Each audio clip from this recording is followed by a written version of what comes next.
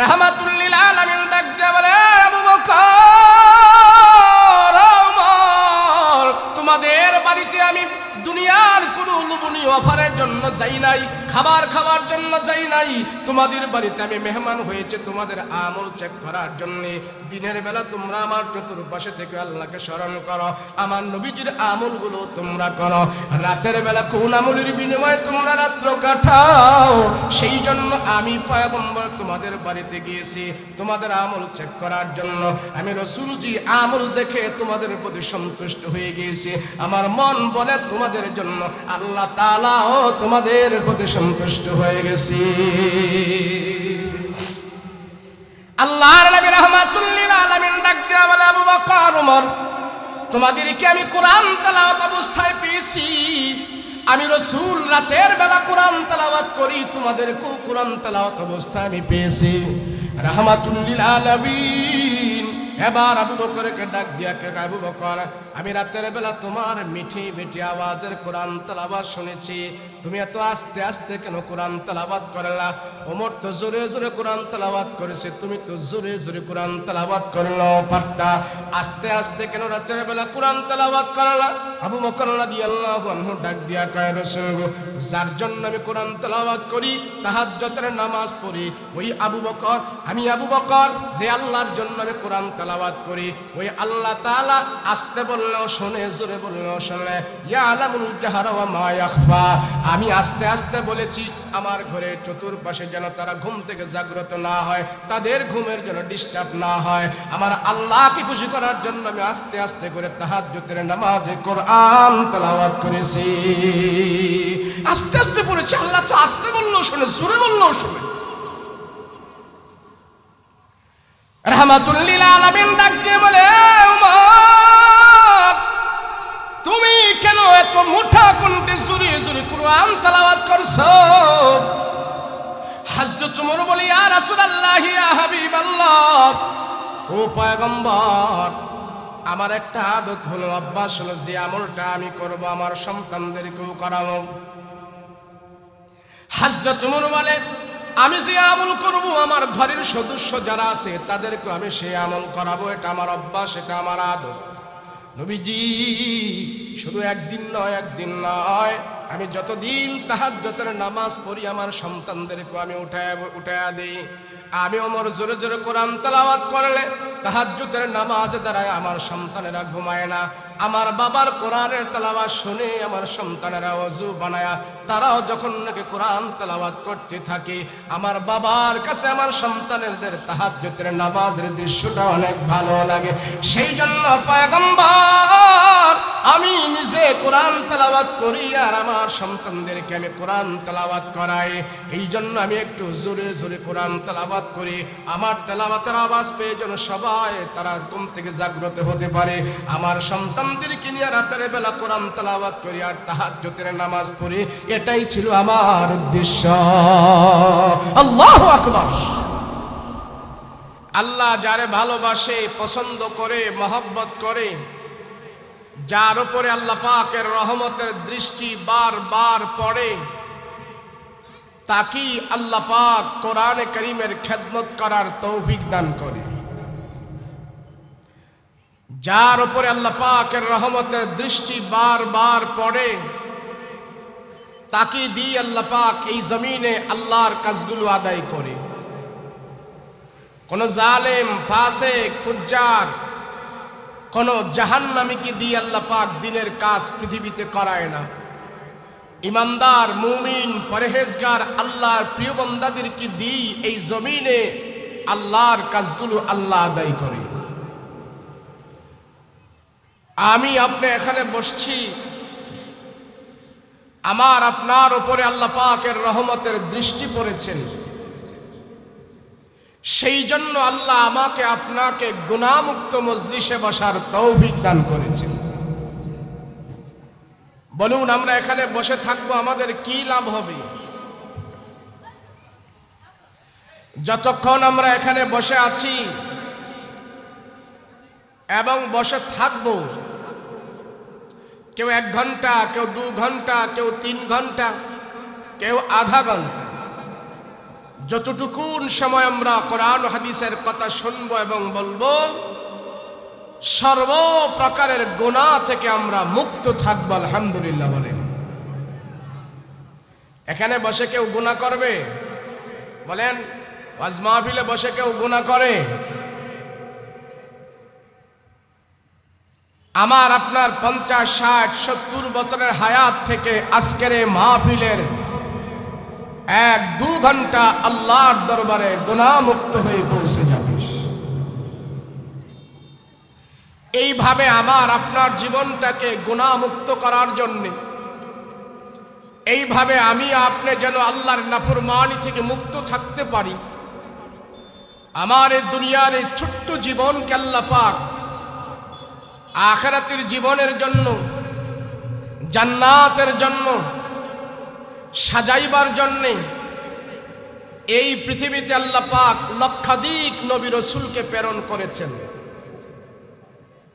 যত নবী দুনিয়াতে আসছেন, কোন নবী তাদের মন মতো কথা বলে নাই, কোন নবী তাদের মন মতো কাউকে পথ দেখায় নাই, কোন নবী তাদের নিজের ইচ্ছা মতো কারোর উপরে কোনো কিছু বলে নাই। যত নবী দুনিয়াতে আসছেন, সমস্ত নবীকে আল্লাহ পাক দুনিয়াতে পাঠিয়েছেন, আর সব নবীরা সে আল্লাহর কথাই বলেছেন।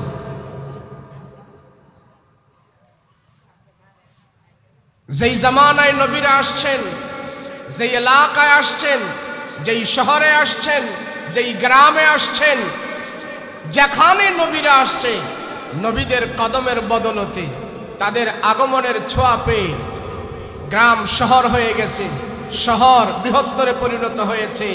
নবীদের বরকতে, নবীদের দাওয়াতের বিনিময়, নবীদের চেষ্টা মুজাহাদার বিনিময় শুধু গ্রাম শহর হয় নাই, ওইখানের মানুষগুলো চরিত্রবান, সভ্য, নম্র, ভদ্র হয়ে গিয়েছে। এই দুনিয়ার সমস্ত পরিবেশকে নম্র, ভদ্র, সভ্য বানাবার জন্যই আল্লাহ পাক পৃথিবীতে নবী রাসূলদেরকে প্রেরণ করেছেন। নবী রাসূলরা এসে আমাকে আপনাকে ভালো করার জন্যে, জাহান্নামী মানুষগুলোকে জান্নাতি করার জন্যে, ফাসিক ফুজ্জারদেরকে জান্নাতের পথ দেখানোর জন্যে অনেক চেষ্টা, মেহনত, ক্লেশ, পরিশ্রম, আঘাত, অনেক কিছুই সহ্য করেছেন। আর তাদের আঘাত সহ্যের বিনিময়, কষ্টের বিনিময় সুদূর আরব থেকে আল্লাহ পাক নরসন্দী পর্যন্ত ইসলাম পৌঁছে দিয়েছে। কথা বলেন ঠিক কিনা?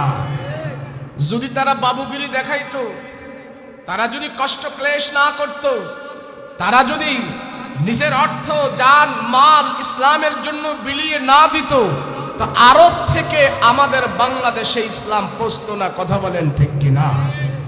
আমরাও যদি এই প্রজন্মের মানুষগুলো মাদ্রাসা, মসজিদ, আল্লাহর দ্বীন, আলেম উলামা, কোরআন ও হাদিস এই পৃথিবীতে জান্নাতি পরিবেশ করার জন্য আমাদেরও যদি চেষ্টা, মেহনত, ক্লেশ, পরিশ্রম থাকে, আগামী প্রজন্মে 50 বছর পরে যারা দুনিয়াতে আসবে, আমাদের মেহনতের কারণে ওই 50 বছরের প্রজন্মের মানুষগুলো আমাদের কষ্টের কারণে তারাও ঈমান নিয়ে দুনিয়া থেকে মৃত্যুবরণ করতে পারবে।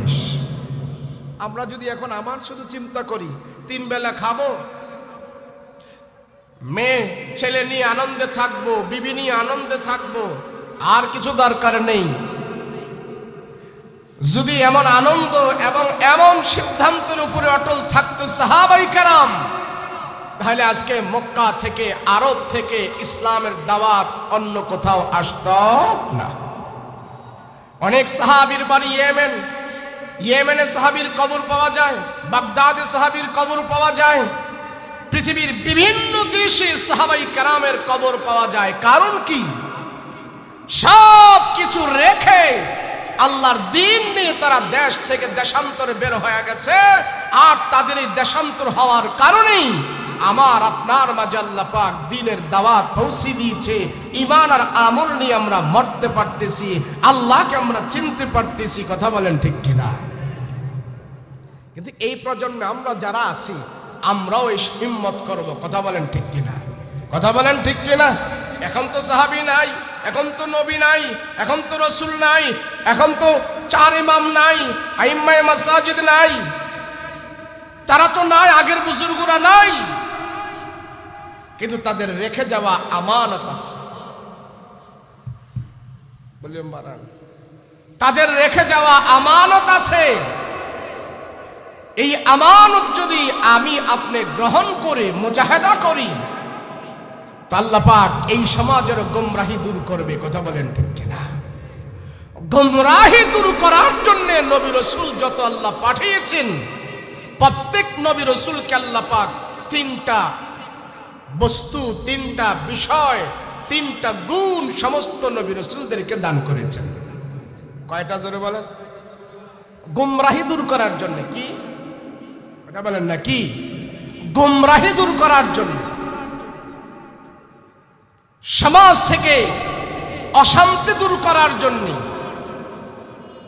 জাহালাত দূর করার জন্য যত নবী রাসূল পাঠিয়েছেন, সমস্ত নবী রাসূলদেরকে এই দায়িত্বগুলো দিয়েছেন। বিশেষ করে আমার আপনার নবী মুহাম্মদুর রাসূলুল্লাহ সাল্লাল্লাহু আলাইহি ওয়াসাল্লাম, আল্লাহর রাসূলকে আল্লাহ পাক আয়াত নাজিল করে জানায় দিয়েছেন, নবী গো, আপনার উপরে যে আমি কোরআনে কারীম নাজিল করেছি, তার সাথে সাথে আমি কিছু দায়িত্ব দিয়েছি। এই দায়িত্বগুলো আপনি যে আদায় করবেন, যারা মানবে তাদের কাছে যখন বলবেন, তারা দুনিয়াতেও কামিয়াব হবে, আখিরাতেও কামিয়াব হয়ে যাবে। রব্বানা ওয়া বা'আস ফীহিম রাসূলাম মিনহুম ইয়াতলু আলাইহিম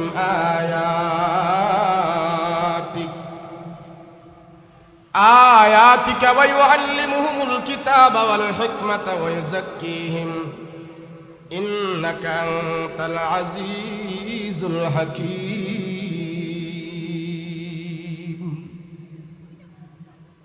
যত নবী আসছে সব নবীদেরকেই আল্লাহ পাক আদেশ দিয়েছেন, তোমাদের কাছে আমার পক্ষ থেকে যে বার্তা যায়, যে বাণী যায়, যে নিদর্শন যায়, যে আয়াত যায়, এর বাহিরে কোনো কথা বলতে পারবে না, তার উপরে কথা বলবে। আমার রাসূলকে আল্লাহ বলেছেন, কোরআন এবং আমার আদেশের উপরে আপনি থাকতে হবে। পৃথিবীতে বাতিল যত বড় হোক, কাফির মুশরিকের শক্তি যত বড় হোক, সব শক্তির মোকাবেলা আমি আল্লাহ করব, আপনি বাতিলের পক্ষে যাবেন না। সমস্ত বাতিলকে ধূলিভূত করার জন্য আমার আল্লাহর ওয়াদা, বাতিলকে ধূলিসাৎ করার জন্য আমি আল্লাহই যথেষ্ট। হক বিজয় হবে, সত্য বিজয় হবে, মুসলমানের জয় হবে, আল্লাহর হুকুম জমিনে বাস্তবায়ন হবে। 50 বছর পরে হলেও, 5 লক্ষ বছর পরে হলেও হকই জিন্দা হবে, বাতিল জিন্দা হবে না। বাতিলের সাথে আল্লাহর ওয়াদা নাই, হকের সাথে ওয়াদা। হক আল্লাহ পাক এই জমিনে বিজয় দান করবেই করবেই করবে।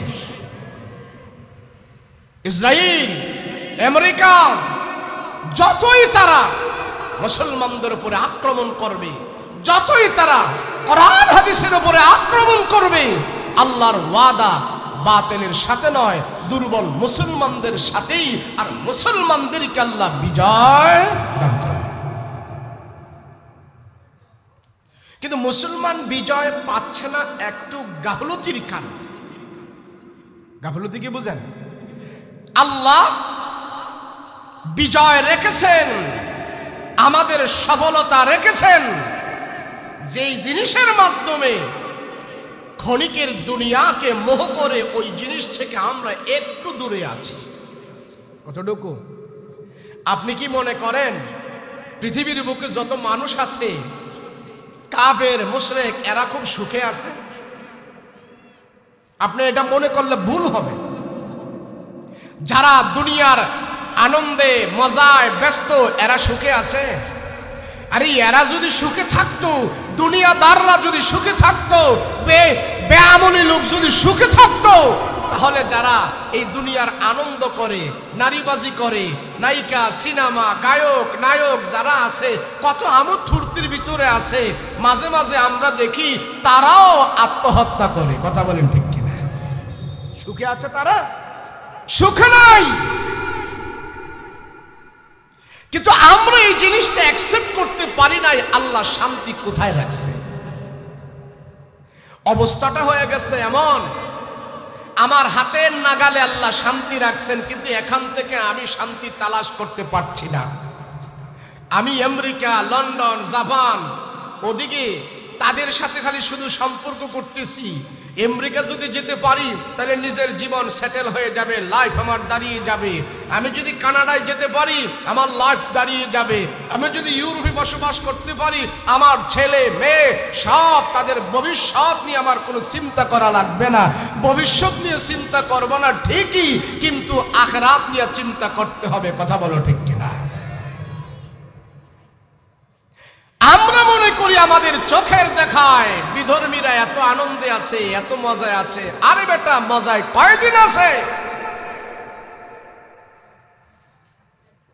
অথচ আল্লাহ পাক মজা এবং স্বাদ রেখেছেন আল্লাহর ওয়াদার উপরে। কথা বলেন ঠিক কিনা? আল্লাহর কোরআনে কারিমে মজা রেখেছে, স্বাদ রেখেছে। এই কোরআনের মজা আমি আপনি মুসলমান হয়েও বুঝি না, আমি আপনি হাজি হয়েও বুঝি না, আমি আপনি সমাজের নেককার পরহেজগার মানুষ হয়েও কোরআনের মজা আমি অনুভব করতে পারি না। তার কারণ কি জানেন? আমি কোরআন থেকে একটু দূরে আছি। আমি শান্তি তালাশ করি, আমি শান্তি তালাশ করি টাকার মধ্যে, ক্ষমতার মধ্যে, কিন্তু আল্লাহ বলে শান্তি আছে কোরআনের মধ্যে। বিশ্বাস হয় না? আবু জাহেল আমার রসুলের কোরআন তেলাওয়াত শুনত, লুকিয়ে লুকিয়ে শুনত, যাতে করে পাড়া মহল্লার কোনো মানুষ না জানে। বলেন, আবু জাহেলের দিলে কি ঈমান আছে? আবু জাহেল কি মোহাম্মদকে ভালোবাসছে? কিন্তু তার দিলে কোরআনের তেলাওয়াত এত মজা কেন লাগে? কারণ কি? আবু জাহেল লুকিয়ে লুকিয়ে কোরআনের তেলাওয়াত শুনতো আমার রসুলের, আবার রাতের বেলা শুনতো, দিনের বেলা আসলে মানুষকে বুঝাইতো আমি মোহাম্মদের বিরুদ্ধে আছি, মোহাম্মদের পক্ষে নয়। আবু জাহেল ঘরে নতুন বিয়ে করছে, নতুন বউ বাসর রাতে অপেক্ষা করছে আবু জাহেলের জন্য। এখন আবু জাহেল চিন্তা করে আজ রাত্রে তো মুহাম্মাদের কোরআন তেলাওয়াত হবে, গতকাল শুনেছি এত মজা, আজকেও তো শুনবো। এখন কি নতুন বিবির বাসর ঘরে আমি যাব নাকি কোরআন তেলাওয়াত শুনবো? কি করব? আরে আমার আপনার কাছে বাসর ঘরের মজা আছে, কোরআন তেলাওয়াতের মজা নাই। আবু জাহেল চিন্তা করতেছে কই যাবে, বিবি এদিক দিয়ে অপেক্ষা করতেছে আর ওদিক দিয়ে মোহাম্মদ কোরআন তেলাওয়াত করে। আগে কয়েকদিন শুনেছি আর এখন আজকেও শুনবো, এখন যাব কার কাছে? তো বাসর ঘরের বিবি থেকে যায় বলে, তুমি যদি একটু অনুমতি দাও, আমি 1-2 ঘন্টার জন্য আমি একটু আমার জরুরতে যাব, আমি একটা কাজে যাব, আবার আমি চলে আসব। এটা এখনকার কথা নয়, 1500 বছর আগের কথা। এখন বউ কি বাসর করতে দিবে আপনাকে? দিবে না। তখন সে জোর করে বলেছে, বিবি তোমার সাথে আমি আরো অনেক দিন থাকতে পারবো, তোমার সাথে আমি জীবন কাটাবো, কিন্তু এমন সুযোগ আমি নাও পেতে পারি। মুহাম্মদুর রাসূলুল্লাহর মুহাম্মাদের কোরআন তেলাওয়াত আমি আর জীবনে নাও শুনতে পারি। আজকে আমার সুযোগ আসছে, আজকে আমি তোমাকে এখানে ওয়েটিং এ রেখে আমি মুহাম্মাদের কোরআন তেলাওয়াত শুনতে চাই, তুমি কি বলো? বলে ঠিক আছে, তুমি যাও, আমি রুখসত দিয়েছি, তোমার কাছে যদি তেলাওয়াত এত ভালো লাগে তুমি যাও। তো আবু জাহেল ঘরের মধ্যে নতুন বিবিকে রেখে মুহাম্মদের কোরআন তেলাওয়াত ঘরের পাশ থেকে দাঁড়িয়ে দাঁড়িয়ে শুনেছে। সে বুঝছে যে এই তেলাওয়াত এটা দুনিয়ার মানুষের নয়, মজা তার ভিতরে ছিল, কিন্তু ঈমান গ্রহণ করে নাই দুনিয়ার লোভের কারণে। সেই জন্য কোরআন তেলাওয়াতের মজা নিয়ে সে জান্নাত পর্যন্ত যেতে পারে। বন্ধুরা আমার, আল্লাহর কোরআন কারীমের ভিতরেই আল্লাহ সফলতা রেখেছেন। যদি কোনো মানুষ তার দিলের অশান্তি দূর করতে চায়, তার পেরেশানি দূর করতে চায়, তার হাজত পুরা করতে চায়, আল্লাহর পক্ষ থেকে রহমত প্রাপ্ত বান্দা হতে চায়, তুমি নামাজে দাঁড়িয়ে যাও আর আল্লাহর কোরআন তেলাওয়াত করো, আল্লাহ তোমার উপরে রহমত বরকত দান করে দিবেন। কিন্তু এইটা তো আমাদের মাঝে নাই, এই তেলাওয়াত আমাদের মাঝে নাই। আমরা আমেরিকা, লন্ডন, জাপান খুঁজতেছি সফলতার জন্য।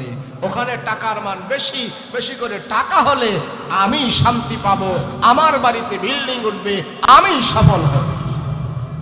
এই তো এটা কেমন হয়ে গেছে জানেন? ইমানদারের জন্য সফলতা হলো হাতের নাগালে আল্লাহর কোরআন। কোরআন খুলে আমি দেখি না সফলতা কোথায় রেখেছে।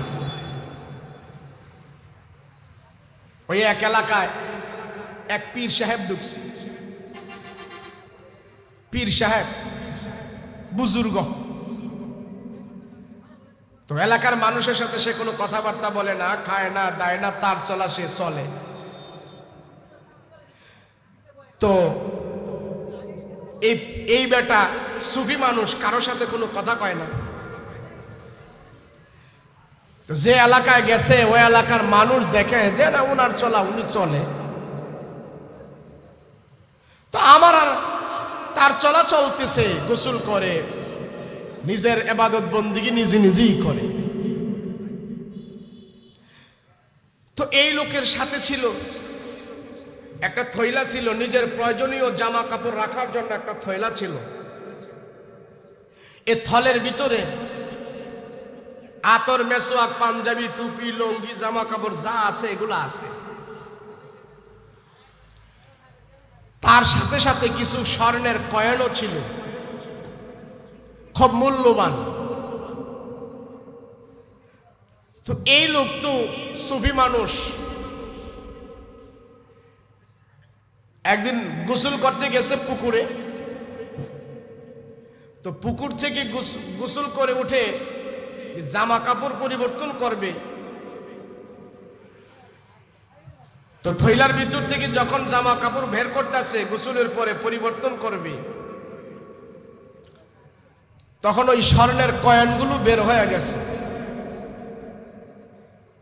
তো এলাকার মধ্যে কিছু পকেটমার আছে, বাটপার, সিটার আছে, 5 দনা মোড়ে সারাদিন ঘোরাঘুরি করে, কারো পকেট থেকে 200 টাকা মারা যায় কিনা।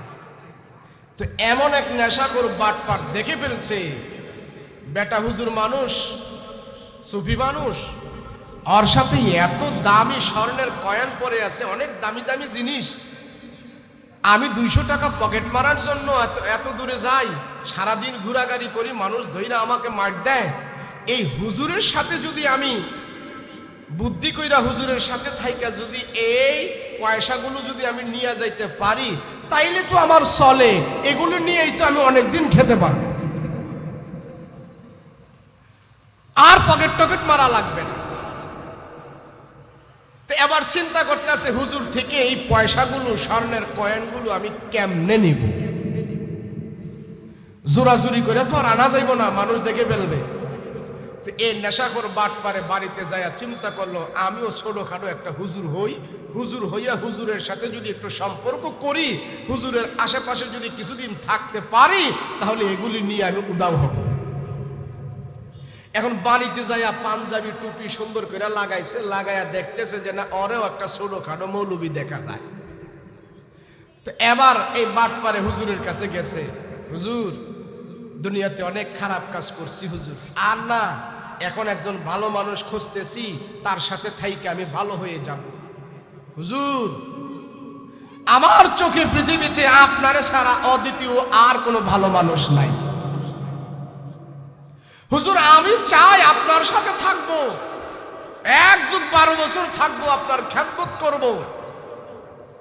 হুজুর আপনি কি আমাকে রাখবেন আপনার সাথে?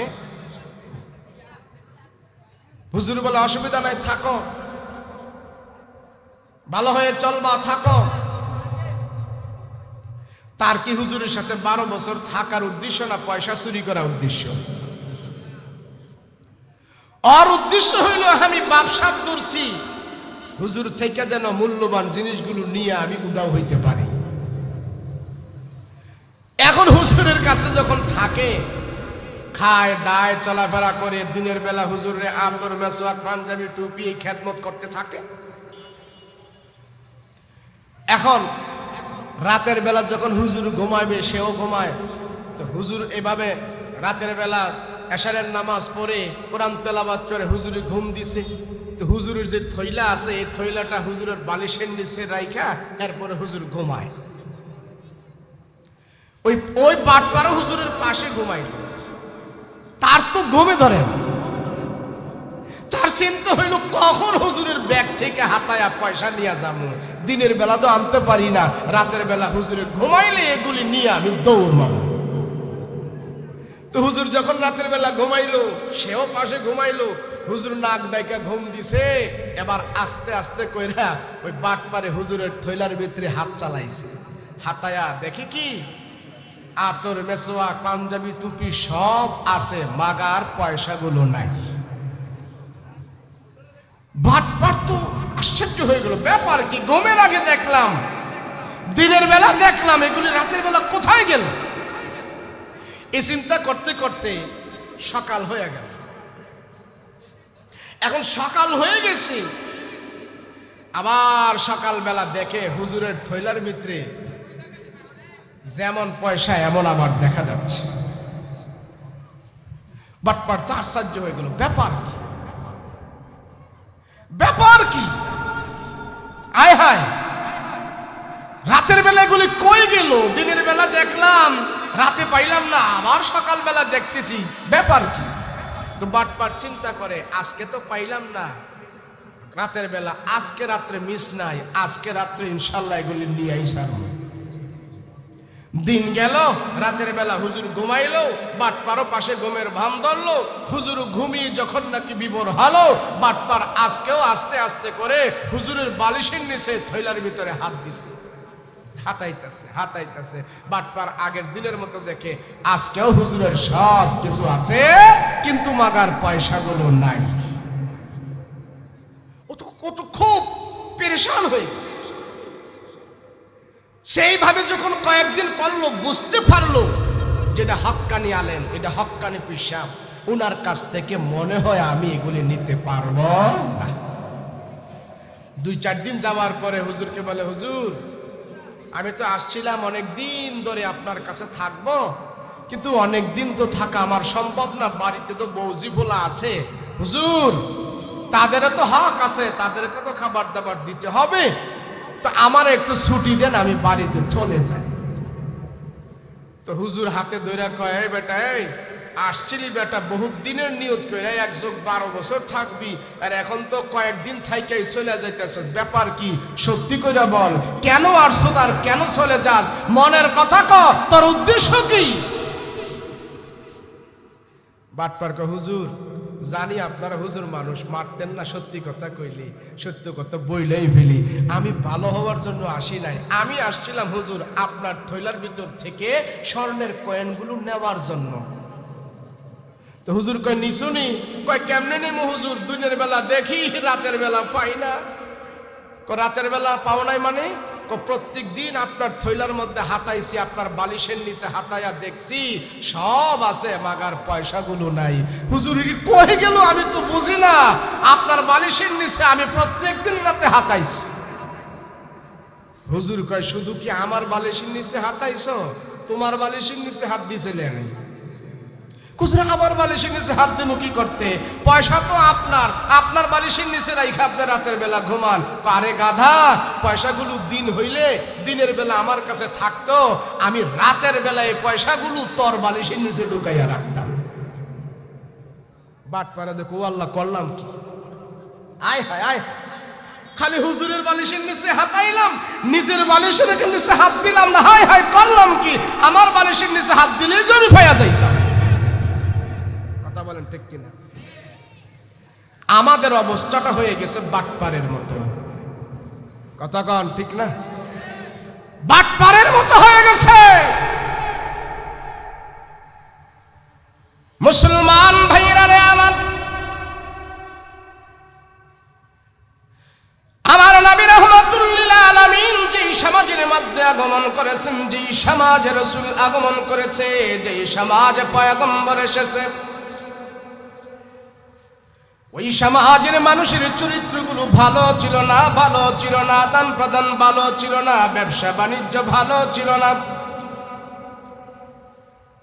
আবু জাহেল, উকবা, সাইবা এরা বাটপার বাটপার বাটপার বাটপার বাটপার, সিটার সিটার। কোন কোন বর্ণনা আছে আমার নবীজি রাহমাতুল লিল আলামিন আবু জাহেলকে 4000 বারের উপরে কালেমার দাওয়াত দিছে। কয় হাজার বার? 4000 বার। 4000 বারের উপরে। কিন্তু আবু জাহেল গ্রহণ করে না। মাত্র আবু বকরকে একবার বলেছে বিনা দলিলে আমার রাসূলের কালেমা গ্রহণ করে নিয়েছে। এখন আপনি কি আবু জাহেল মার্কা হবেন নাকি আবু বকর মার্কা হবে? ইবাদত বন্দেগী যারা করে, আমল যারা করে, মাদ্রাসা মসজিদ যারা করে, কোরআনের খেদমত যারা করে, এরা এত ফতুয়া বিছরায় না, এত প্রশ্ন করে না, তারা আমলে বিভোর থাকে, আমলে ব্যস্ত থাকে। কথা বলেন ঠিক কিনা? আমাদের এত টাইম নাই। 5 ওয়াক্ত নামাজ পড়া, কোরআন তেলাওয়াত কইরা, তাহাজ্জুদ নামাজ পড়া, মানুষের সাথে ভালো খারাপ ব্যবহার করে আমাদের কি ফাইজলামি করার সুযোগ আছে? কথা বলে না কি টাইপের? হযরত ওমরের এত জ্ঞান বুদ্ধি ছিল না তো, মাগা টাইপের ছিল, লম্বা ছিল, মোটা বডি ছিল, কিন্তু আকল পাতারটা একটু কম ছিল। আকল পাতার কম বুঝেন? আকল পাতার কম বুঝেন আপনারা? কারে কয়? ও ঢাকায় কয় হামদু, হামদু কয়, হামদু, আবুল, হামদু কয়, আবুল কয়, মগা কয়, রংপুরারা অগা কয়, বগুড়া গেলে কয় মফিজ, কুমিল্লা গেলে কয় বলদ, ওই বরিশাল খেবুপাড়ার ওদিকে গেলে কয় খেবুপাড়ার বলদ। এমন একটা হাবলা টাইপের মানুষ ছিলেন হযরত ওমর। কিন্তু আল্লাহ তারে এত দামি, এত সম্মানী বানিয়েছে, অর্ধ জাহানের ইসলামের নেতৃত্ব দেওয়ার জন্য অর্ধ জাহানের আমির বানিয়ে দিয়েছে। ওমর রাদিয়াল্লাহু আনহু একদিন হাঁটতেছে সাহাবায়ে কেরামদেরকে নিয়ে, তো দেখলেন বিশাল বড় এক চাটিয়াল ময়দানের পাশ দিয়ে সাহাবায়ে কেরাম যাচ্ছে, মরুভূমির পাশ দিয়ে যাচ্ছে। হযরত ওমর ওই মরুভূমির দিকে তাকায় তাকায় কান্না করতেছে, চোখের পানি ঝরঝর করে ফেলতেছে। সাহাবায়ে কেরাম জিজ্ঞেস করেন, ওগো আমিরুল মুমিনিন, আপনি কেন কান্না করতেছেন? কারণটা কি? আপনার চোখ থেকে এত গড়গড় করে পানি বের হইতেছে, কারণ কি? কারণ কি ওগো আমিরুল মুমিনিন, কারণ কি?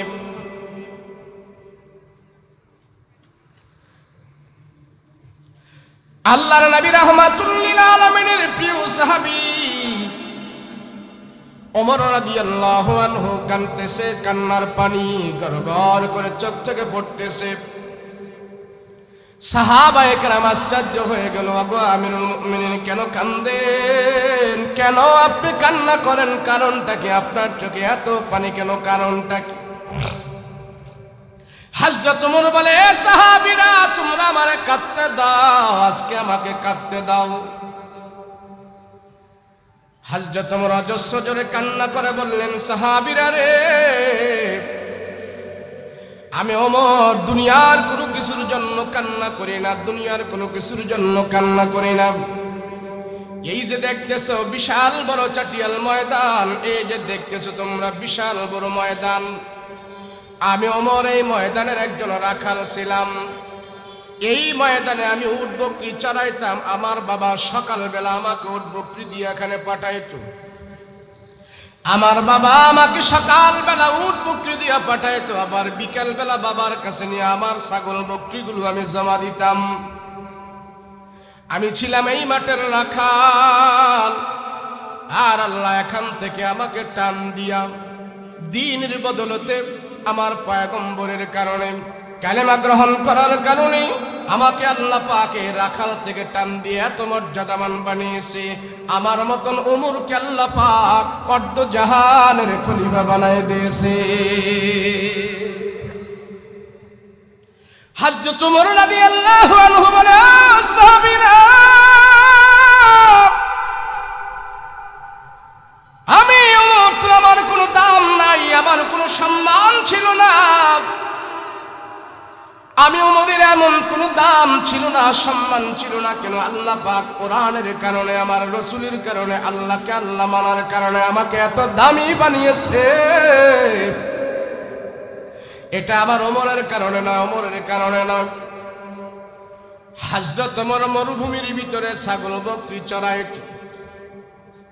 ওট বকরি চড়াইয়া রৌদ্রের কারণে ওটের পিছনে যায় একটু বিশ্রাম করে, ওটের ছায়ার নিচে একটু বিশ্রাম করে, আরাম করে বসে থাকে। হযরত ওমর রাদিয়াল্লাহু আনহু ওটের পিছনে বসে আছে। ওট পায়খানা করে দিছে, সেই পায়খানা ওমরের মাথায় পড়ছে। ওমরের মাথায় পড়ছে, আর এটাই বিকেল বেলা নিয়ে ওমর রাদিয়াল্লাহু আনহু বাড়িতে চলে গেছে। ওমরের বাবায় বলে, ওমর, তোমার মাথার মধ্যে এগুলি কি? এটা কি ওটের পায়খানা? কারণ কি? মাথায় হাত দিয়া দেখে ঠিকই তো ওটের পায়খানা। হযরত ওমর বলে, বাবা, একটু রৌদ্রের আরামের জন্য, ছায়ার জন্য ওটের পিছনে যে আমি বসছিলাম, ওটের ছায়ার নিচে বসেছিলাম, কিন্তু আমি ওখানেই ঘুমায় গেছি, আর ওট পায়খানা করে দিয়েছে আমার মাথার উপরে, এটা সরাইতে আমার মনে নাই। হযরত ওমরের বাবায় বলে, হায় হায়, এমন একটা মগা সগা সন্তান আল্লাহ আমাকে দিয়েছে, আমার বাবা আমাকে নিয়ে অনেক চিন্তা ভাবনা করেছে, কিন্তু আল্লাহ তাআলা রাহমাতুল লিল আলামিনের বরকতে আমার আল্লাহ তাআলা আমাকে ওখান থেকে টান দিয়ে আমার পয়গম্বরের কাছে আমাকে যখন নাকি দ্বীন গ্রহণ করায়া দিছে, আল্লাহ তাআলা আমাকে এত বড় মর্যাদার ব্যক্তি বানায়া দিছে। আল্লাহর দ্বীনের সাথে থাকো, কোরআনের সাথে থাকো, তোমার আমার মর্যাদা, সম্মান, ইজ্জত আল্লাহ বাড়ায়া দিবে। ইজ্জত বাড়াবে আল্লাহ, সম্মান বাড়াবে আল্লাহ। সম্মান বাড়ানোর মালিক কে? যারা কন্যা মালিক কে? আল্লাহ হলো আমাদের সবচেয়ে বড়। ভাই ইকু দাও, ইকু আছে, ইকু দাও। সম্মানের মালিক হলেন আল্লাহ, ইজ্জতের মালিক হলেন আল্লাহ।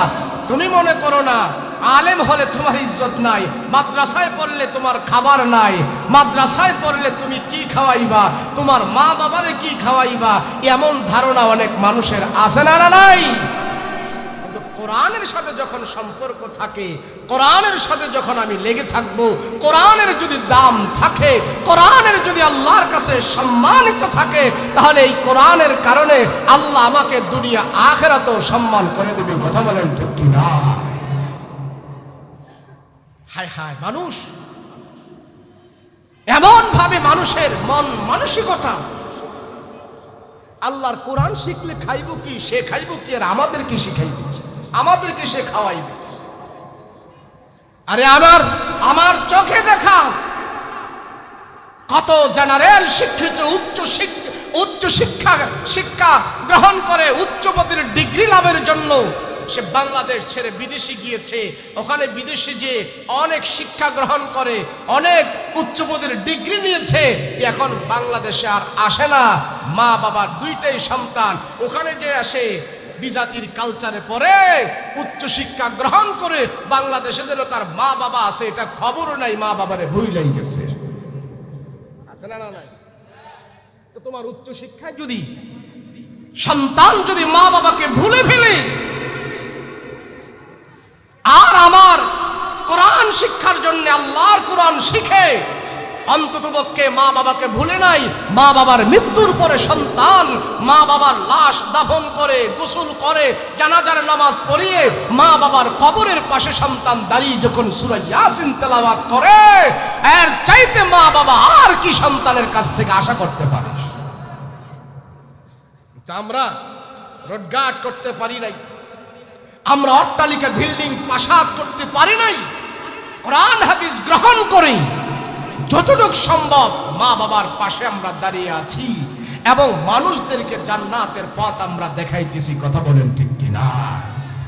আমার শেষ বিদায়ে আমার সন্তান যখন আমার জানাজার নামাজ পড়াবে, আমার সন্তান যখন নিজের হাতে আমাকে গোসল করিয়ে দিবে, আমার সন্তান যখন আমাকে কাফন দাফন করিয়ে দিবে, আমার সন্তান যখন আমাকে কবরের মধ্যে রেখে দিবে, কবরের পাশে কিছুদিন পর পর যে আমার জন্য মুনাজাত করবে, দোয়া করবে, হতভাগা গার্জিয়ান মা বাবা যদি এই জিনিসটা না বুঝে, তার কপালে দুনিয়ার সুখ খোঁজার জন্য সন্তানকে কোরআন থেকে বঞ্চিত রাখে, সন্তানকে তালিম থেকে বঞ্চিত রাখে, মাদ্রাসা থেকে বঞ্চিত রাখে, এই সন্তান যত উচ্চপদের ডিগ্রি লাভ করে, কোরআন না থাকলে এই সন্তান তোমার জন্য আযাব দুনিয়াতেই হয়ে যাবে।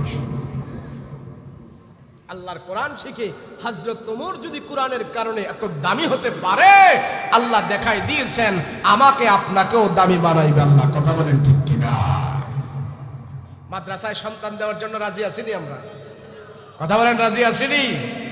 মাদ্রাসায় পড়াইলে ঠগে না, মাদ্রাসায় পড়াইলে ঠগে না, মাদ্রাসায় পড়াইলে কোনোদিন কেউ ঠকবে না। কোরআন পৃথিবীতে যতদিন আছে, এই কোরআনের সাথে যাদের সম্পর্ক আছে তারা পৃথিবীতে ঠকতে পারে না, অসম্ভব। এই কোরআনের কারণে আল্লাহ আমাকে আপনাকে সম্মানিত করবে। কথা বলেন ঠিক কিনা? যেই ঘর থেকে কোরআনের তেলাওয়াত বের হয়, যেই বাজার থেকে কোরআনের তেলাওয়াত বের হয়, যেই দোকান থেকে কোরআনের তেলাওয়াত বের হয়, যেই অফিস আদালত থেকে কোরআনের তেলাওয়াত বের হয়, ওই অফিস আদালতের ভিতরে, ওই ঘরের ভিতরে আল্লাহ পাক রহমত বরকত দান করে দিবে। কথা বলেন ঠিক কিনা? কিন্তু আমি আপনি 24 ঘন্টা পরিশ্রম করতেছি, 24 ঘন্টা সকালবেলা ঘর থেকে বের হইলাম, সন্ধ্যা পর্যন্ত আমার ঘর সংসার সাজানোর জন্য, বিল্ডিং অট্টালিকা সাজানোর জন্য আমি শুধু 24 ঘন্টা দিনাতিপাত করতেছি, পরিশ্রম করতেছি। আমি বিল্ডিং করব, বাড়ি করব, আমার ঘর সাজাবো, সন্তানদেরকে আমি মানুষ করব, এই ফিকিরে আমার জীবন চলে যাইতেছে। আখিরাতের চিন্তা নাই, আখিরাতের ভাবনা নাই, কোরআন তেলাওয়াতের সময় নাই, 5 ওয়াক্ত নামাজ পড়ার সময় নাই। তাইলে তো দুনিয়াতে আমাকে পাঠানোর কথা ছিল না, গরু ছাগলকে পাঠাইলে হতো। আমার 24 ঘন্টার ভিতরে আমার কাজ হলো পেট পুরে আমি কেমনে খানা খাবো, আবার রাত্র হলে ঘুমাবো, সকালবেলা উঠলে আমি আমার নিজের কাজে চলে যাবো, রাতের বেলা স্ত্রীর সাথে আমি শাহওয়াত করব। এইগুলি পশু পাখির ভিতরেও থাকে, এইগুলি মানুষের ভিতরেও যদি থাকে, তো মানুষকে আল্লাহ পাক আশরাফুল মাখলুকাত বানায়া দুনিয়াতে পাঠানোর কোনো দরকার ছিল না। রাহমাতুল লিল আলামিন যে সমাজের ভিতরে আসছে, ওই সমাজের মানুষগুলো ভালো ছিল না। আল্লাহ পাক তামাম দুনিয়ার মানুষদেরকে দেখায় দিয়েছে, মানুষ আমার পয়গম্বরকে আমি আল্লাহ যে জামানায় পাঠিয়েছি, যেই সময় পাঠিয়েছি, যেই সমাজে পাঠিয়েছি, দেখো সেই সমাজের মানুষগুলো ভালো ছিল না, ভালো ছিল না। তামাম পৃথিবীর ইতিহাসে তারা হয়ে আছে মূর্খ, আইয়ামে জাহেলিয়াত। কারণ কি? ওই জাহেলাতের যুগের মানুষদের কিন্তু বিদ্যা বুদ্ধি কম ছিল না, পড়াশোনাও কম ছিল না, মাথার ব্রেনও তাদের কম ছিল না, তারপরেও কেন তারা জাহেলিয়াতের যুগ। ওই যুগে এমন ব্রেনি মানুষ ছিল, ওই যুগে এত নামি দামিও মানুষ ছিল। আমি আপনি যদি পায়ের পাড়ায় ছাপ দেই, আমার পায়ের পাড়ার ছাপ দেখে কোনো মানুষ বলতে পারবে না এটা কে পাড়া দিয়েছে। জাহেলিয়াতের যুগের মানুষদের এত ব্রেন ছিল, তারা মানুষের পায়ের ছাপ দেখে বলতে পারতো এখানে কে পাড়া দিয়েছে, এটা কার পায়ের পাড়া। এত ব্রেন থাকার পরেও, এত জ্ঞান থাকার পরেও তাদেরকে আল্লাহ বলেছেন তোরা মূর্খ, তোরা মূর্খ, তোরা জাহিল। কেন? কারণ কি? জাহেলিয়াতের মানুষের কাছে আল্লাহর পরিচয় ছিল না, আখিরাতের পরিচয় ছিল না, তাওহীদের দাওয়াত ছিল না, জান্নাত জাহান্নামের পার্থক্য তারা করতে পারে নাই। তাদের কাছে এমন ভাবে জাহালাত ভরপুর হয়েছে, জাহালাতের কারণে তারা উলঙ্গ হয়ে আল্লাহর খানায় কাবা পর্যন্ত তোয়াফ করেছে। মানুষের কাছে যদি আসমানি আলো না থাকে, আসমানি জ্ঞান না থাকে, তাহলে কেউ একটা অলৌকিক কোনো কিছু দেখাইলেই এটাকেই তারা আখিরাতের জন্য বড় কিছু মনে করে। তাওহীদের ইলম না থাকার কারণে, কোরআনের ইলম না থাকার কারণে, আল্লাহর পরিচয় না থাকার কারণে ওই আইয়ামে জাহেলিয়াতের যুগের মানুষদের অবস্থাগুলো এমন ছিল। খানায় কাবার চতুর্পার্শ্বে আমরা যে তোয়াফ করে এটাকে বলা হয় মাতাফ। এই মাতাফের ভিতরে তারা মূর্তি স্থাপন করেছে, মাতাফের ভিতরে এক এক জায়গায় তারা মূর্তি বসাইছে, মূর্তি বসাইছে 360টা মূর্তি বসায়, 360টা মূর্তির এক একটা নাম দিয়ে এক একটা পূজা করেছে। ফসলের জন্য এক খোদা, ভাগ্যের জন্য আরেক খোদা, শিক্ষার জন্য আরেক খোদা, ক্ষমতার জন্য আরেক খোদা। এইভাবে খোদার সেক্টর বানাইতে বানাইতে জাহেলিয়াতের যুগের মানুষেরা 360টা খোদা বানায়া 360টা মন্ত্রণালয় তারা বানাইছে। 360টা মন্ত্রণালয় বানায়া 360টা খোদা তারা বানায়া খানায় কাবার ভিতরে পর্যন্ত তারা এই মূর্তি ঢুকায়া দিছে। এত অসভ্য হয়ে গেছে। খানায় কাবার ভিতরে যখন জাহেলিয়াতের যুগের মানুষেরা তোয়াফ করে, তাদের ভিতর থেকে কিছু কিছু মানুষ জামা কাপড় খুলে একবারে উলঙ্গ হয়ে নারী পুরুষেরা খানায় কাবা তারা তোয়াফ করে। বলেন আজকালকার যুগে কোনো মানুষ উলঙ্গ হয়ে মসজিদে যায়নি? কথা বলেন, যায়নি। কিন্তু জাহেলিয়াতের যুগের মানুষেরা তারা উলঙ্গ হয়ে তারা ইবাদত করত, উলঙ্গ হয়ে তারা খানায় কাবা তোয়াফ করত, আর মনে মনে বলতো এটা আমাদের জন্য অনেক নেকের কাজ, এটা আমাদের জন্য অনেক সওয়াবের কাজ। কেন? এই জামা কাপড় পরিধান করে আমরা অনেক গুনাহ করেছি, এই জামা কাপড় পরে আমরা অনেক খারাপ কাজ করেছি, এই খারাপ কাজ যেই জামা কাপড় পরে আমরা করেছি, এই কাপড় চোপড় নিয়ে আমরা আল্লাহর খানায় কাবায় যাব না। সেই জন্য গুনাহযুক্ত জামা কাপড়গুলো তারা রাইখা, গুনাহযুক্ত কাপড়গুলো তারা বাহিরে রাইখা একবার উলঙ্গ হয়ে তারা খানায় কাবা তোয়াফ করত সওয়াবের আশায়। আল্লাহ ডাক দিয়া কয়, আরে মূর্খের জাতি, তোরা এত অথর্ব হইলি, তোদের ঈমান তো নষ্ট হয়েছে, তোদের দিমাগও নষ্ট হয়েছে। তোমাদেরকে সভ্য করার জন্য, তোমাদেরকে জান্নাতের পথ দেখার জন্য আমি আমার মহামানব রাহমাতুল লিল আলামিনকে এই মুহূর্তে তোদের কাছে পাঠাইতেছি, এই মুহূর্তে পাঠাইতেছি। কেমন মাথা খারাপ হইলি? জামা কাপড় সব রাইখা উলঙ্গ হয়ে তারা খানায় কাবা তোয়াফ করে। বলে কেন এমন কেন? বলে এই জামা কাপড় পরে আমরা জিনা করছি, খারাপ কাজ করছি, সুদ ঘুষ খাইছি, অত্যাচার নির্যাতন করছি, মানুষের কষ্ট দিছি, তাহলে এই জামা কাপড় ভৈরা কি আমরা খানায় কাবায় যাবো? সব জামা কাপড় রাইখা নারী আর পুরুষ উলঙ্গ হয়ে গিয়া তোয়াফ করতে। নাউজুবিল্লাহ কল্লা। তো কেমন মাথা নষ্ট হয়েছে, কেমন খারাপ হয়েছে। যদি জামা কাপড় পয়রা যদি গুনাহ করার কারণে জামা কাপড় ফালাইয়া উলঙ্গ হয়ে যদি খানায় কাবায় যাইতে পারে, কিন্তু এই বলদগুলো তো চিন্তা করার দরকার ছিল যে যন্ত্রপাতি দিয়ে গুনাহ করছি, এই যন্ত্রপাতি ওদের কাইটটা নেওয়ার দরকার ছিল। কিন্তু আসমানি এলেম নাই তো, মাথা নষ্ট। কোরআনের আলো নাই তো, নষ্ট হয়ে গেছে। এইভাবে মক্কার সমস্ত মানুষদের দিলগুলো নষ্ট হয়ে গেছে। ভেজাল ভেজাল, সব মানুষের ভিতরে ভেজাল। আল্লাহ কয় তোদের দিল ভালো না, তোদের দিল ভেজাল মুক্ত করার জন্য আমি আল্লাহ আমার রাসূলকে পাঠাইতেছি। এ মানুষ, যত নবী দুনিয়াতে আসছে সর্বপ্রথম নবীরা এসে মানুষের দিলের পিছনে মেহনত করেছে, দিল ঠিক করাইছে, আল্লাহর ভয় দেখাইছে, জাহান্নামের কথা বলেছে, জান্নাতের কথা বলেছে। কোন নবী আসি দারগা হয়ে মানুষকে পিটায় নাই, জেলখানা বানায় নাই, র‍্যাব কোথা চিবরা পুলিশ পিডিআর আর্মিও তারা মোতায়েন করে নাই। সমস্ত নবীরা এসে মানুষের দিলগুলো ভালো করেছে, মানুষের দিলের পিছনে মেহনত করেছে, বেজাল যুক্ত মানুষগুলোকে বেজাল মুক্ত পথ দেখিয়েছে। আজকেও আমাদের সমাজে যত বেজালে ভরপুর আছে, যত বেজাল আর যত বেজাল, সব বেজাল যদি তোমরা মুক্ত হতে চাও, সব বেজাল যদি দুনিয়া থেকে তোমরা দূরীভূত করতে চাও, ওই আমার রাসূলুল্লাহ সাল্লাল্লাহু আলাইহি ওয়াসাল্লাম সর্বপ্রথম যে আমলগুলো করেছে, ওই আমলগুলো যদি এই সমাজে বাস্তবায়ন হয়, আল্লাহ তাআলা এই সমাজকেও বেজাল মুক্ত করে দিবে।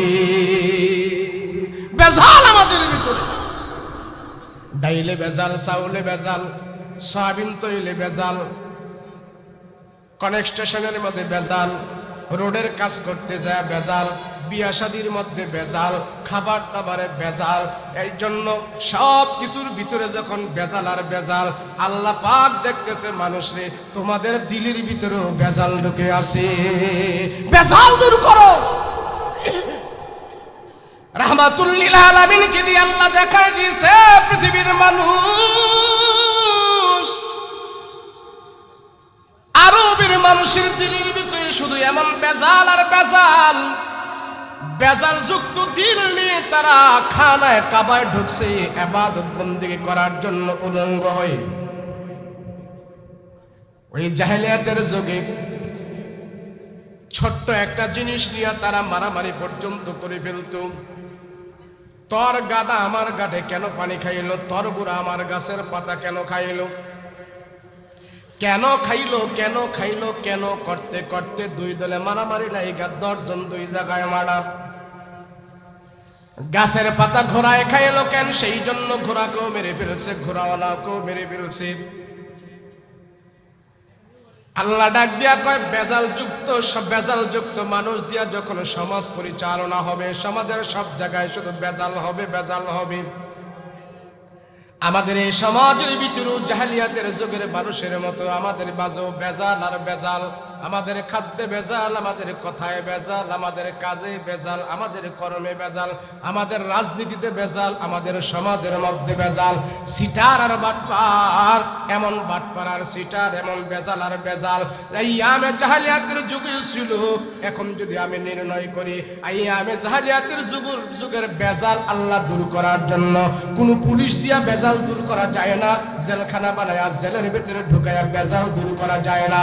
বেজাল যদি দূর করতে হয়, আমার আল্লাহ তাআলা আমার রাসূলকে দুনিয়াতে পাঠানোর পরে যে বেজাল মুক্ত সমাজ উপহার দিয়েছে, আমার রাসূলের কারণে তোমরা ওই আমল বাস্তবায়ন করো, আমি আল্লাহ তাআলা ও তোমাদেরকে বেজাল মুক্ত করে দেব, বেজাল মুক্ত করে দেব। রাহমাতুল লিল আলামিন সোনার সমাজকে সোনার সমাজে পরিণত করার জন্য আল্লাহর পয়গম্বর সর্বপ্রথম জাহেলিয়াতের যুগে বেজাল যুক্ত সমাজ দুইটা আমল করেছে। একটা আমল হইল রাহমাতুল লিল আলামিন, আসসালামু আলাইকুম, আসসালাম,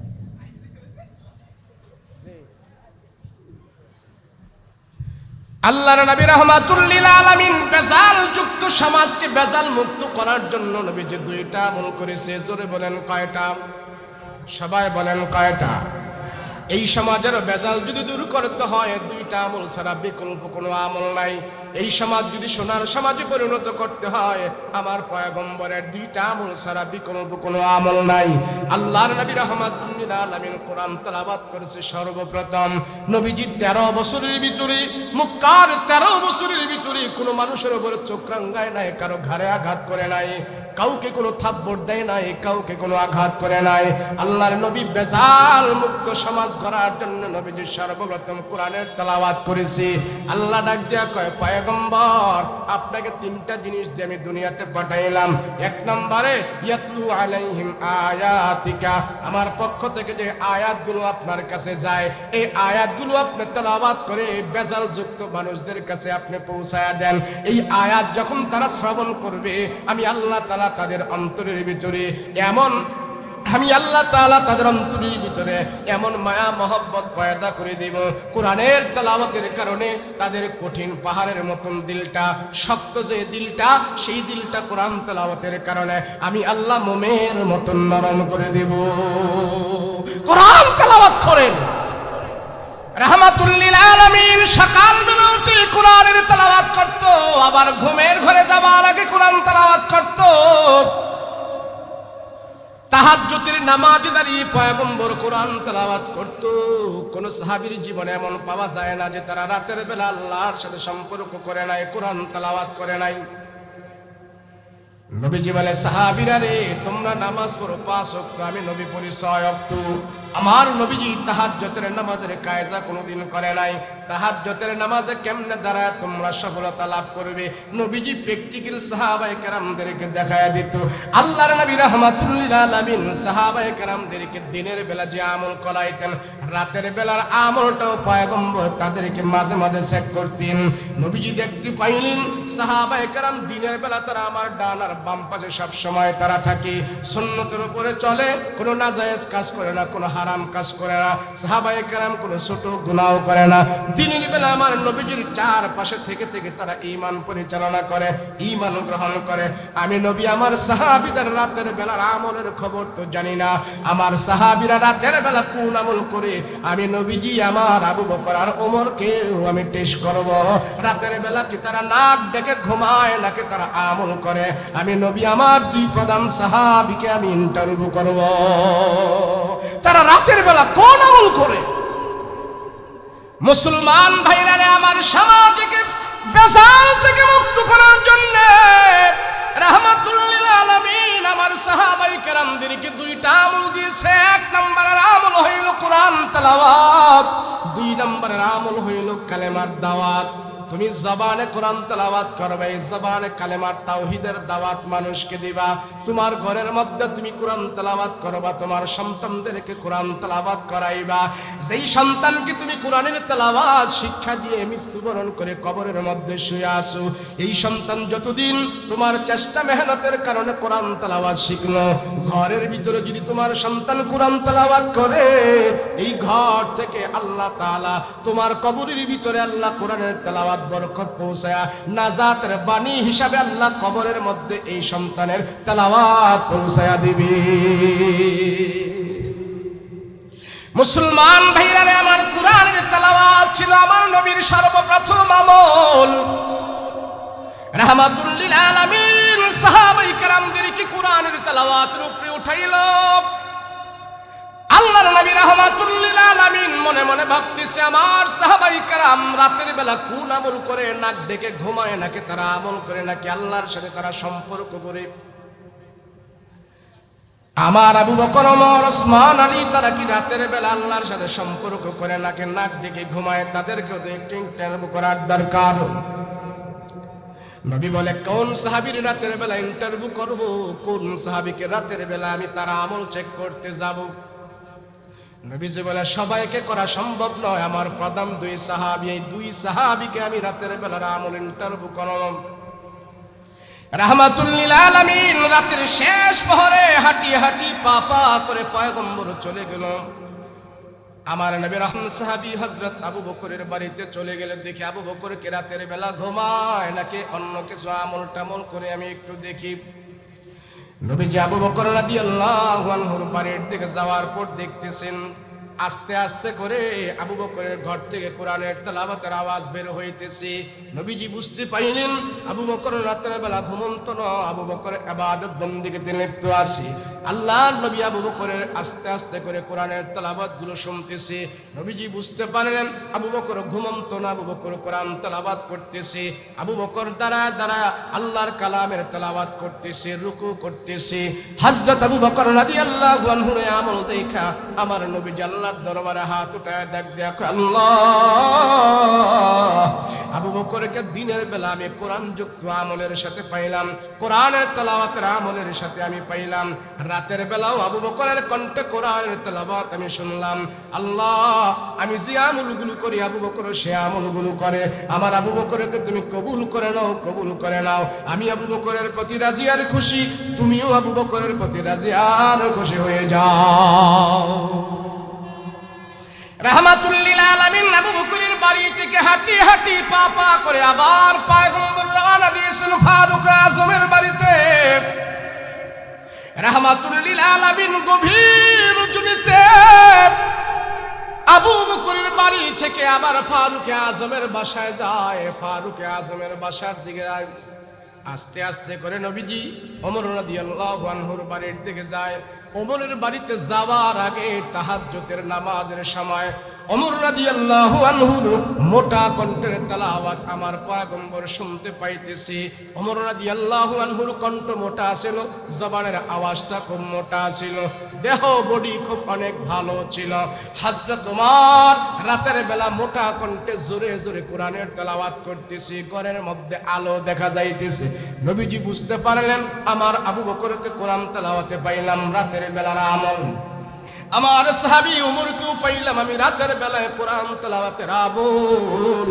আমার প্রধান দুই সাহাবীকে আমি পাইলাম, হায় হায়, তারা রাতের বেলাও আল্লাহকে স্মরণ করে কোরআন তেলাওয়াতের মাধ্যমে, দিনের বেলাও তো তারা কোরআন তেলাওয়াতের মাধ্যমে আল্লাহকে স্মরণ করে আল্লাহর সাথে কথাবার্তা বলতে থাকে। যখন এই চিন্তা ভাবনা করি পয়গম্বর তাদের প্রতি খুশি হয়ে গেল। এমন মুহূর্তে মদিনার মসজিদে আজান হয়ে গেল, ফজরের আজান। নবীজি আবার তাড়াতাড়ি করে ফজরের নামাজের ইমামতি করার জন্য মদিনার মসজিদে এসে ইমামতি করলেন। সব সাহাবায়ে কেরাম পয়গম্বরের পিছনে ফজরের নামাজ আদায় করলো। রাহমাতুল লিল আলামিন সালাম ফিরা সাহাবীদেরকে ডাক দিয়া বলে, সাহাবীরা রে, তোমরা প্রত্যেক দিন ফজরের নামাজের পরে আমার কাছে বসো, আমি স্বপ্নের ব্যাখ্যা করি, তোমরা তা শোনো। আজকে সব সাহাবী তোমরা চলে যাও, আজকে তোমাদের সাথে কোনো কথা বলবো না, বাড়িতে যাও, দাওয়াতের কাজ করো, কালেমার দাওয়াত দাও। সবাই উঠে যখন চলে যাচ্ছে, হযরত আবু বকরও চলে যাচ্ছে। আল্লাহর নবী ডাক দেয়া, আবু বকর তোমরা যাও না, হে ওমর তুমিও যাও না, তোমরা দুইজন বসো, বাকি সব সাহাবায়ে কেরাম তোমরা চলে যাও। আবু বকর আর ওমরের সাথে আমার কিছু কথা আর বার্তা এখানে আছে। আল্লাহর নবী রাহমাতুল লিল আলামিন আবু বকরকে ডাক দিয়া কয়, আবু বকর আজকে রাতের বেলায় তোমাদের বাড়ির মেহমান হয়েছিলাম। হে ওমর, আমি নবীজি তোমাদের রাতের বেলা তোমাদের বাড়ির মেহমান আমি হয়েছিলাম। আবু বকর আর ওমর চমকে গেলেন, ব্যাপার কি, ব্যাপার কি? রাসূল আপনি কোন দিকটা গেলেন, কোথায় গেলেন? আপনি কোন দিকটা গেলেন, কোথায় গেলেন? রাসূল আমি তো বুঝতে পারি না আপনি কোথায় গেলেন, কোন দিকটা গেলেন। আমরা তো কোনো টের পাই না এ পয়গম্বর, আমরা কি কোনো ভুল করে ফেলেছি, কোনো অন্যায় করে ফেলেছি মনে হয়? আমাদের বাড়ির মেহমান হয়েছেন, আমরা আপনাকে কোনো আপ্যায়ন করতে পারি নাই গো রাসূল, আমাদের মনে হয় কোনো অন্যায় হয়ে গেছে, অপরাধ হয়ে গেছে। ইয়া রাসূলুল্লাহ কি ব্যাপার, কারণ কি, কেন আমাদের বাড়িতে গেলেন, কি ভুল হয়েছে আমাদের বলেন। ভুল না হইলে তো আমরা আপনার আগমনের খবর টের পাইতাম। রাহমাতুল লিল আলামিন ডাক দিয়া বলে, আবু বকর তোমাদের বাড়িতে আমি দুনিয়ার কোনো লোভনীয় অফারের জন্য যাই নাই, খাবার খাওয়ার জন্য যাই নাই, তোমাদের বাড়িতে আমি মেহমান হয়েছে তোমাদের আমল চেক করার জন্য। দিনের বেলা তোমরা আমার চতুর্পাশে থেকে আল্লাহকে স্মরণ করো, আমার নবীজির আমলগুলো তোমরা করো, রাতের বেলা কোন আমলের বিনিময়ে তোমরা রাত্র কাটাও, সেই জন্য আমি পয়গম্বর তোমাদের বাড়িতে গিয়েছি তোমাদের আমল চেক করার জন্য। আমি রাসূলজি আমল দেখে তোমাদের প্রতি সন্তুষ্ট হয়ে গিয়েছি, আমার মন বলে তোমাদের জন্য আল্লাহ তাআলাও তোমাদের প্রতি সন্তুষ্ট হয়ে গেছে। আল্লাহর নবী রাহমাতুল লিল আলামিন ডাক দিয়া বলে, আবু বকর, ওমর, তোমাদেরকে আমি কোরআন তেলাওয়াত অবস্থায় পেয়েছি। আমি রাসূল রাতের বেলা কোরআন তেলাওয়াত করি, তোমাদেরকেও কোরআন তেলাওয়াত অবস্থায় আমি পেয়েছি। রাহমাতুল লিল আলামিন এবার আবু বকরকে ডাক দিয়া কে, আবু বকর, আমি রাতের বেলা তোমার মিঠি মিঠি আওয়াজের কোরআন তেলাওয়াত শুনেছি, তুমি এত আস্তে আস্তে কেন কোরআন তেলাওয়াত করলা? ওমর তো জোরে জোরে কোরআন তেলাওয়াত করেছে, তুমি তো জোরে জোরে কোরআন তেলাওয়াত করলো পারতা, আস্তে আস্তে কেন রাতের বেলা কোরআন তেলাওয়াত করলা? আবু বকর রাদিয়াল্লাহু আনহু ডাক দিয়া কয়, রাসূল, যার জন্য আমি কোরআন তেলাওয়াত করি, তাহাজ্জুদের নামাজ পড়ি, ওই আবু বকর, আমি আবু বকর যে আল্লাহর জন্য আমি কোরআন তেলাওয়াত করি, ওই আল্লাহ তাআলা আস্তে বললেও শুনে, জোরে বললেও শুনে, ইয়ালামুল জাহরা ওয়া মা ইয়াখফা। আমি আস্তে আস্তে বলেছি আমার ঘরের চতুর্পাশে যেন তারা ঘুম থেকে জাগ্রত না হয়, তাদের ঘুমের জন্য ডিস্টার্ব না হয়। আমার আল্লাহকে খুশি করার জন্য আমি আস্তে আস্তে করে তাহাজ্জুদের নামাজে কোরআন তেলাওয়াত করেছি। আস্তে আস্তে পড়েছি, আল্লাহ তো আস্তে বললেও শুনে, জোরে বললেও শুনে।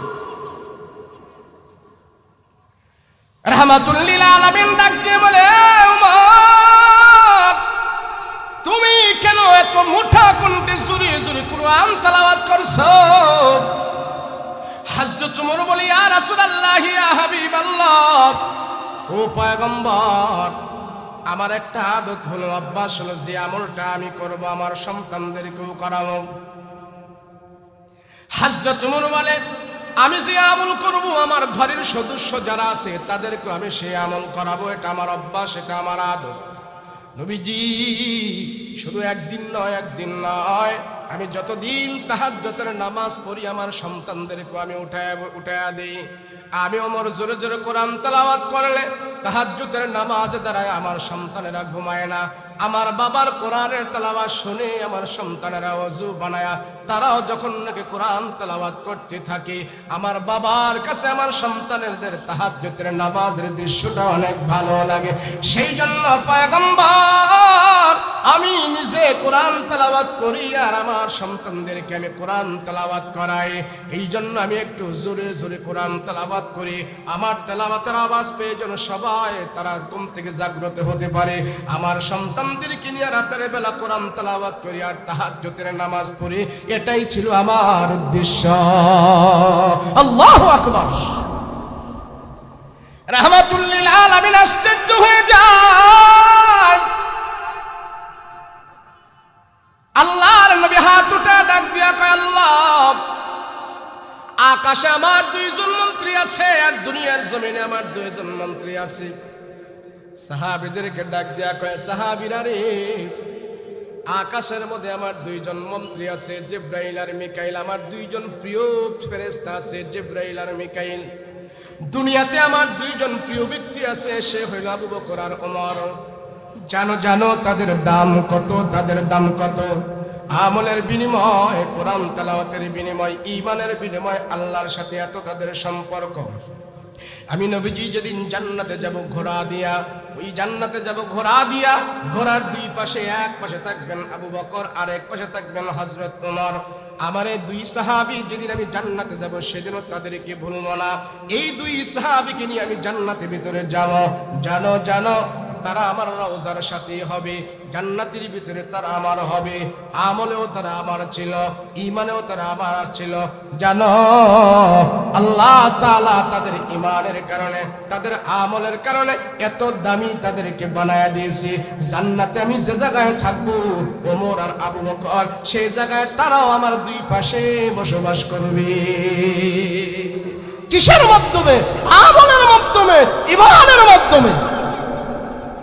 সেই আমল এক নম্বর আমলই ছিল কোরআন তেলাওয়াত। কথা বলেন ঠিক কিনা? আসেনি আমাদের? আগের যুগে মুরব্বীদের জবান থেকে সকালবেলা গুনগুন কোরআনের তেলাওয়াতের আওয়াজ বের হইতো। এখন মুরব্বীদের থেকে তেলাওয়াতের আওয়াজটা বের হলো কম, হাতে গোনা দুই একজন হতে পারে। কথা বলেন ঠিক কিনা? অনেক মুরব্বী আছে, রিটায়ার্ড পারসন, এখন কোনো কাজ নাই, সময় কেমনে কাটাবে? তো ঘরের মধ্যে টেলিভিশন দেখে নাতি বউ জি হোলা যা আছে সবগুলোর নিয়ে রাত্রে 10টা বাজে একটা মেল বসায় আর টিভি স্টার্ট করে ছবি দেখে, ছায়া ছবি দেখে, নাটক দেখে, সিনেমা দেখে। এই বুইরায় পেনশন পাইছে, এখন কোনো কাজ নাই, নাতি বউ জি হোলা সব নিয়ে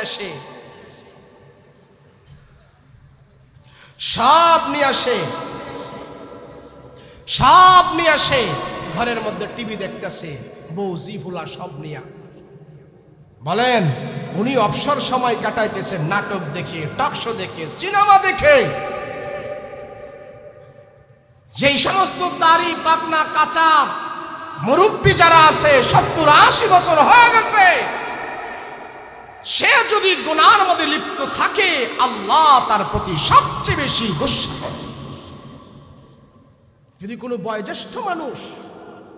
বয়োজ্যেষ্ঠ কোনো মানুষ বয়োবৃদ্ধি হওয়ার কারণে সে যদি নামাজ পড়তেও না পারে, কোরআন তেলাওয়াত করতেও না পারে, যদি সে আফসোস করে, যদি কোরআন তেলাওয়াত নাও করতে পারে, শুধু গুনাহ করে না, তেলাওয়াত না করার জন্য সে আফসোস করে আল্লাহ আমি পারতেছি না, বার্ধক্যজনিত কারণে সে মসজিদে যেতে পারতেছে না, কিন্তু নামাজ পড়ার ইচ্ছা আছে, আফসোস আছে, কিন্তু কোনো গুনাহ করে না। রাসূল বলেন জুয়ান কালের ইবাদত বন্দেগী গুলো আল্লাহ পাক বৃদ্ধ অবস্থায় তার আমল নামায় নেক বানায়া পাঠাইবেন। যখন কোন বৃদ্ধ মানুষ গুনার মধ্যে লিপ্ত থাকে আল্লাহ সবচেয়ে বেশি রাগান্বিত হয়। তোমারে দিলাম এত ডিসকাউন্ট, এত অফার, আর তুমি গুনার মধ্যে লিপ্ত আছো। আমাদের জীবন 70-80 বছর হয়ে গেছে, সেই জন্য আমরা অবহেলায় কাটিয়ে দিয়েছি। কিন্তু আমার ছোট ছেলে আছে, আমার ছোট নাতি আছে, আমার পাড়া প্রতিবেশী, আমার আত্মীয় স্বজন আছে, আমি একটা ছেলে হলেও, আমি একটা নাতি হলেও আমি কোরআনের হাফেজ বানাবো, আলেম বানাবো। কথা বলেন ঠিক কিনা? আমি হয়তো যদি এমন কিছু আমার ভাবনা থাকে সে আলেম হলে খাইবে কি, তো আমি তার জন্য স্পেশাল ভাবে আলাদা একটা জমি জমা বরাদ্দ দিয়ে যাব, তার অর্থের ব্যবস্থা করে যাব।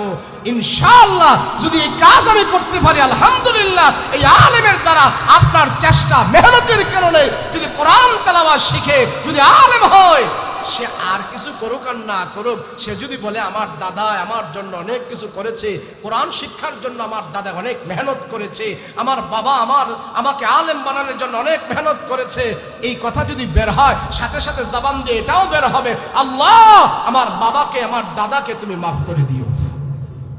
কথা বলেন ঠিক কিনা?